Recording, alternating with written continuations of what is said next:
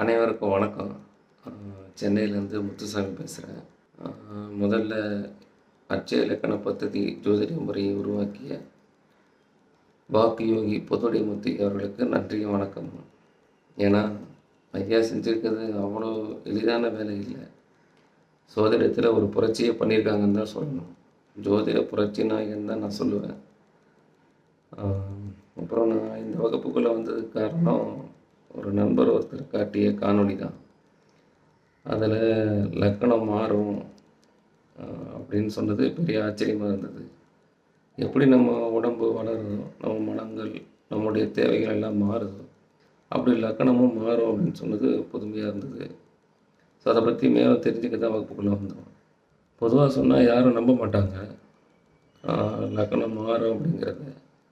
ஆனால் வாழ்க்கையோடு பொருத்தி பார்த்தா தான் தெரியும் எவ்வளோ உண்மைன்னு. அதற்காக ஐயாவுக்கு வாழ்த்தும் நன்றியும் தெரிஞ்சுக்கிறேன். அப்புறம் வகுப்பை பற்றி சொல்லணும்.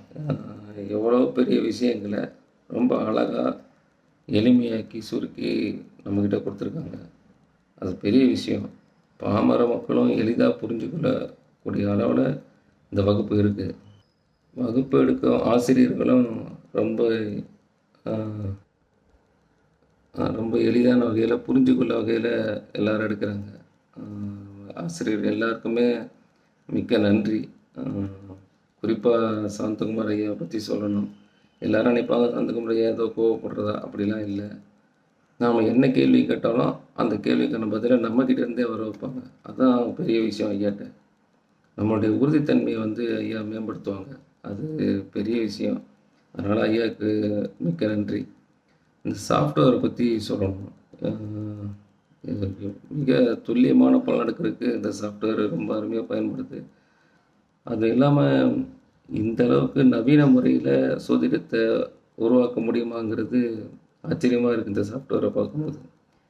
இந்த சாஃப்ட்வேர் மூலமாக நம்முடைய நிகழ்வுகள் கடந்த காலம் எதிர்காலத்தை முதற்கொண்டு நம்ம அதில் கணிக்க முடியும் அப்படிங்கிறது பெரிய விஷயம். சாஃப்ட்வேரை உருவாக்கிய ஐயாவுக்கும் அந்த குழுவிற்கும் ரொம்ப நன்றி. அப்புறமா என்னுடைய கோச் மகேஸ்வரி அம்மா, அவங்களுக்கும் மிக்க நன்றி. ஏன்னா எந்த கேள்வி கேட்டாலும் ரொம்ப பொறுமையாக பதில் சொல்லி நமக்கு புரிய வைப்பாங்க. அதுக்காக அம்மாவுக்கு மிக்க நன்றி.